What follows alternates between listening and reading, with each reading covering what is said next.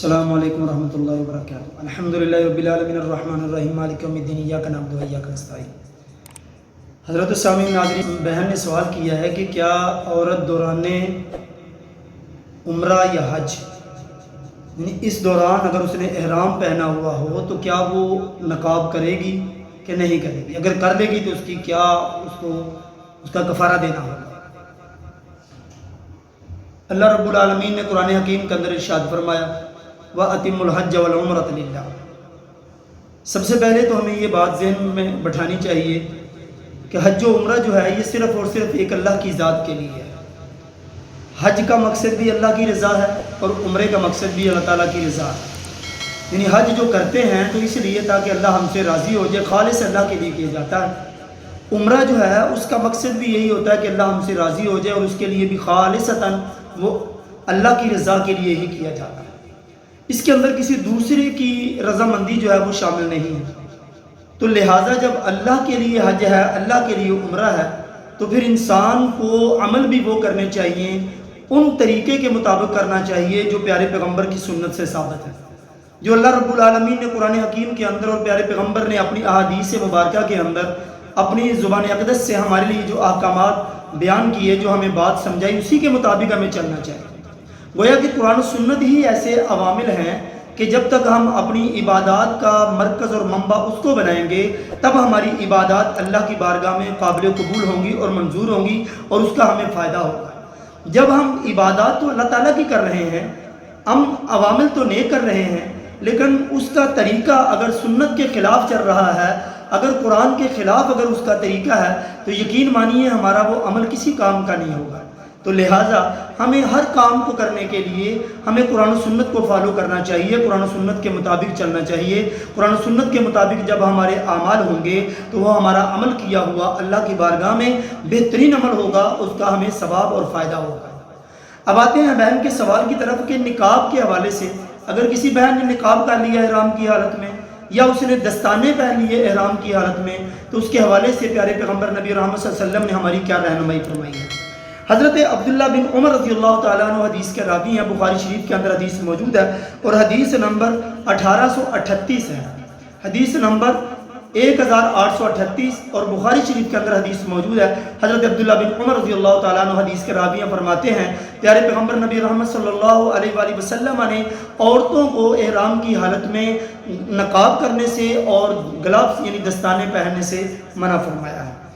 اب یہ دیکھیں کہ کوئی اگر مثال کے طور پر کوئی عورت ایسی ہے جو عمرہ و حج کے لیے احرام جو ہے وہ باندھتی ہے اور اس کو کوئی اجنبی مرد مل جاتا ہے، وہ اجنبی اور آدمی سامنے آ جاتا ہے، تو اس کے حوالے سے حضرت عائشہ رضی اللہ تعالیٰ عنہ کی حدیث مبارکہ ہمارے سامنے ہے۔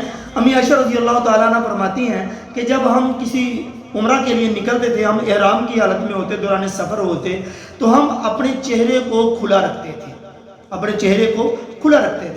لیکن جب کوئی قافلہ ایسا ہمارے سامنے آ جاتا، کوئی غیر محرم آدمی ہمارے سامنے سے آ جاتا، تو ہم اپنی چادر کے پلو سے اپنے چہرے کو ڈانپ لیتے تھے، ہم وہ چادر کا پلو جو ہے اپنے چہرے کے اوپر گرا لیتے تھے۔ یہ حدیث ابو داؤد کے اندر اور 1833 نمبر حدیث ہے، یعنی 1833 نمبر حدیث مبارکہ ہے جو امی عائشہ رضی اللہ تعالیٰ عنہ حدیث کی راویہ ہیں۔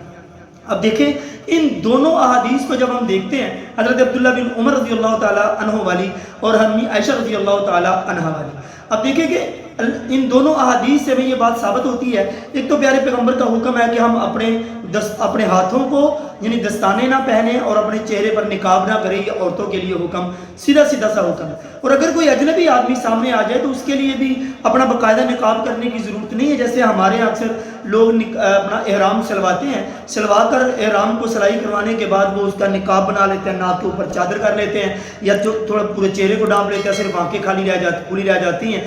یہ بات غلط ہے، اس طرح کا نقاب اور پردہ نہیں ہے۔ پردہ اگر ہے کسی اجنبی سے کرنا پڑ جائے، کوئی ایسی صورتحال بن جائے تو وہ آپ کی چادر جو ہے اسی کو تھوڑا کھینچ کر اپنے چہرے کے اوپر گرا لو، جب وہ چلا جائے سائڈ پہ ہو جائے تو اپنی چادر کو اوپر کر لو۔ اپنے چہرے کو گویا کہ ننگا رکھنا چاہیے، احرام کی حالت میں نہ نقاب کرنے کی اجازت ہے، نہ ہی دستانے یعنی گلابس وغیرہ پہننے کی اجازت ہے۔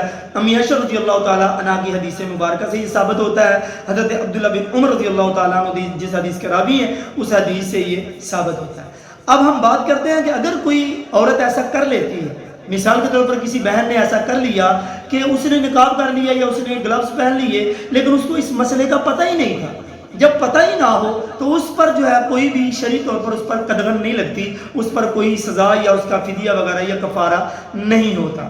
ہاں البتہ جس کو پتہ ہے وہ جان بوجھ کر اگر کوئی ایسا کرتا ہے تو اس کے لیے ہمیں کفارہ کیا دینا چاہیے. ایک تو یہ ہے، سب سے پہلے پیارے پیغمبر فرماتے ہیں کہ اس کے لیے کیا ہے کہ ایک بکری کو ذبح کرے، یعنی ایک جانور اللہ کے راستے میں ذبح کرے، یا 6 مسکینوں کو وہ کھانا کھلائے، 6 مسکینوں کو کھانا کھلائے، یا 3 دن کے لگاتار روزے رکھے. ان تینوں کاموں میں سے کوئی ایک کام کرنا ہی اس کا فدیہ ہے اس عورت کے لیے کہ جس کو پتہ ہے کہ نقاب نہیں کرنا چاہیے، جس کو پتہ ہے کہ دستانے نہیں پہننے چاہیے، وہ جان بوجھ کر اگر ایسا کرتی ہے تو اس کے لیے ان 3 فدیوں میں سے کوئی ایک کام کرنا پڑے گا.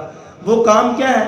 یا تو وہ ایک جانور ذبح کرے، اللہ کی راہ میں جانور ذبح کرے گی، یا پھر وہ 6 مسکینوں کو کھانا کھلائے گی، یا 3 دن کے روزے رکھے گی لگاتار. ان تینوں میں سے کوئی ایک کام کرنا ہے. لیکن اگر اس کو انجانے میں ایسا کر جاتی ہے، اس کو پتہ ہی نہیں ہے کہ یہ کرنا ممنوع ہے، تو اس کے لیے کوئی اس کا فدیہ یا کفارہ نہیں ہے. اللہ تعالیٰ سے دعا اللہ تعالیٰ ہم سب کو صحیح معنوں میں قرآن و سنت کو پڑھنے کی، اس پر عمل کرنے کی توفیق عنایت فرمائے. وآخر دعوانا الحمدللہ رب العالمین، والسلام.